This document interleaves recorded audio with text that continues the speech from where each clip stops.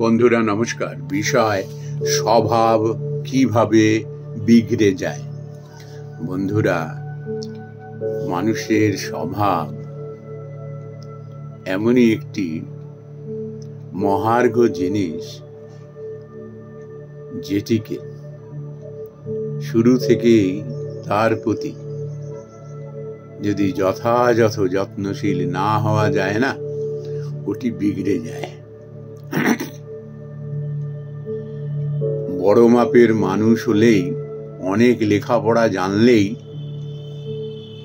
যে সে হলফ করে বলতে পারবে যে আমার স্বভাব চরিত্র বিগড়াবে না, এটি সম্পূর্ণ ভুল ধারণা। মানুষের স্বভাব চরিত্র অম্লান থাকে, উৎকৃষ্ট মানের থাকে আপন আপন স্বভাবের জন্য। আর ওটি যদি একবার বিগড়ে যায় না, ওই আমি মস্ত বড় এক লেখক, আমি মস্ত বড় একজন গাইয়ে, আমি মস্ত বড় বাজিয়ে, আমি মস্ত বড় একজন চিত্রশিল্পী, আমি মস্ত বড় একজন ফলানা। স্বভাব চরিত্র বিগড়ে গেলে না, মানুষ এগুলো ছুঁড়ে ফেলে দেয়। এইসব মানুষের, সৃষ্টিশীল মানুষের সৃষ্টি বেঁচে থাকে না ওই শিল্পীর ব্যক্তি জীবনকে অবলম্বন করে। একজন মানুষের হয়তো সৃষ্টি করে আমি খুব উদ্বুদ্ধ হলাম এবং খুব মুগ্ধ হয়ে গেলাম, কিন্তু পরে জানলাম এই মানুষটির স্বভাব চরিত্র ভালো নয়, তখন না আর তা ছুঁয়েও দেখতে ইচ্ছে করবে না। এখন প্রশ্ন হলো যে কিভাবে এটি বিগড়ে যায়। এটি বিগড়ানোর মূলে কি জানেন? নাম, যশ, অর্থ। যখন মানুষ খুব প্রতিষ্ঠিত হয়ে পড়ে না, যখন নাম যশ আসতে শুরু করে, তখন মানুষরা না তার কাছে খুব সহজলভ্য হয়ে যায়। অমুক মানুষ, এত তার নাম ডাকে, একটু তার সংস্পর্শে যাই। আর সেই মানুষ যদি তার স্বভাব চরিত্রের প্রতি যত্নশীল না হয়, সংস্কারকে যদি সেইভাবে সে মেনটেন না করতে পারে না, স্খলিত হয়ে যাবে। তখন সে বর্জিত কাজগুলো করতে থাকবে। তার চেয়ারের উপর নির্ভর করে না, তার সৃজনশীলতার উপর নির্ভর করে না। আর মানুষের চরিত্রটি বিগড়ে যাওয়ার মূলেই হলো এই নাম, যশ, চেয়ার। তার কারণ ওই যে মানুষ তার কাছে, সে নারী পুরুষে যেই হোক না কেন, তার কাছে সহজলভ্য হয়ে যায় তখন। আর সহজলভ্য জিনিসকে মানুষ তো কিভাবে ইস্তেমাল করে আমরা তো তা দেখি সমাজের চোখে। আর একটি থেকে দুই, দুই থেকে তিন, তখন তার ভোগ লালসা, বিলাসিতা, পূরণের আর যেন শেষ হয় না। আমরা যজাতির কথা পড়েছি না, সেই যৌবনের তারুণ্যে, যৌবনের যন্ত্রণায় সে এমন হয়ে উঠেছিল, ভোগ করতে করতে শেষ পর্যন্ত তার কনিষ্ঠ পুত্রের যৌবনকে পর্যন্ত সে ভিক্ষে চেয়েছিল তার জড়া অবস্থায়। ভোগ লালসা। আর এই যারা ভোগী হয় না, কামী পুরুষ হয়, ভোগী পুরুষ হয়, তাদের লাজ লজ্জা থাকে না। আর এইগুলো মানুষকে না হতবাক করে দেয়। আরে এই মানুষটার আমি ছবি দেখে, এই মানুষটার আমি অভিনয় দেখে, এই মানুষটার গান শুনে, এই মানুষটার বাজনা শুনে আমি কি মুগ্ধ হয়েছি, আমি আমার জীবনের ধ্রুবতারা হিসাবে মেনে নিয়েছি। নিমেষে তখন না সে মুঠি করে একেবারে ডাস্টবিনে ছুঁড়ে ফেলে দেয়। একটা উদাহরণ দিলে জিনিসটা পরিষ্কার হবে আরেকটু। এটা আমার বাস্তব জীবনে এবং আমার ব্যক্তি জীবনে। আমার বাবা অত্যন্ত এক উচ্চ মার্গের শিল্পী ছিলেন, উচ্চ মার্গের শিল্পী।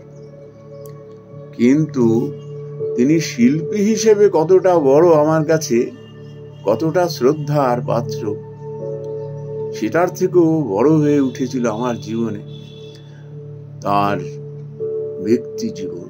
এই মানুষটাকে এত কাছ থেকে দেখেছিলাম যে সমাজের বুকে দরিদ্র হয়ে, হত দরিদ্র হয়ে, সমস্ত কিছু নিঃশেষ হয়ে গিয়েও কিভাবে সমাজের বুকে মাথা উঁচু করে দাঁড়াতে হয়, কি করে চরিত্রকে অত্যন্ত যত্নে লালন করে রাখতে হয়। মানুষটি কত কষ্ট করেছেন অভিনয় জীবন থেকে তিনি সরে এসে, কিন্তু জীবনে তিনি হেরে যাননি। তাকে বাঁচতে হবে উঁচু হয়ে, মাথা উঁচু করে, ছোট ছোট ছেলে মেয়েদের মানুষ করতে হবে, এই প্রতিজ্ঞা নিয়ে তিনি সংগ্রামে অবতীর্ণ হয়েছিলেন জীবনের দ্বিতীয় এবং শেষ অঙ্কে, এবং জয়ী হয়েছিলেন। কখনো মানুষকে আঘাত করতেন না, মেয়েদের এত সম্মান করতেন। আমি একদিন বলেছেন, তুমি হাঁটুর বয়সের ছেলে মেয়েদের আপনি আজ্ঞে করতে থাকো। শুধু তিনি একটু হাসি আমাকে উপহার দিয়েছিলেন, আর কিচ্ছু না, কোনো কথা বলেননি। এখন বুঝেছিলাম যার চরিত্র ওই রকম দৃঢ় হয়, ওই রকম উৎকৃষ্ট মানের হয়, সেই পারে অন্যকে সম্মান দিতে। না খেয়ে মরে যাব, তবু চরিত্র বেচে দিয়ে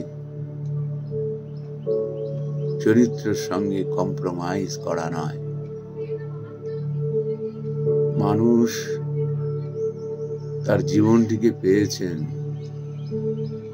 কত সাধ্য সাধনা করে, কত জন্মের পুণ্য কাজে। সেই শরীরকে অযত্নে ফেলে দিলে হবে না। আর শরীরের মধ্যে যে অন্তর্যামী রয়েছেন, যে অবিনশ্বর সত্তাটি রয়েছেন, তিনি সব কিছু আমার দেখছেন, আমাকে মূল্যায়ন করছেন। মানুষকে দিয়ে নয়, তিনি এইখানে বসে আছেন। তাকে ফাঁকি দেওয়া চলবে না, তাকে ঠকানো চলবে না। কপটতা, ঘৃণার চোখে দেখতেন।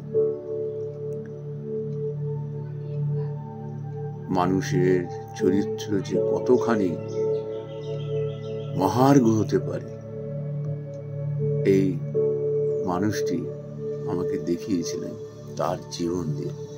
এই জন্য এই মানুষটিকে কত মানুষ চেনেন আর কত মানুষই তাকে সম্মান করেন, ওটা আমার কাছে নাথিং, নো ক্রাইটেরিয়া টু মে।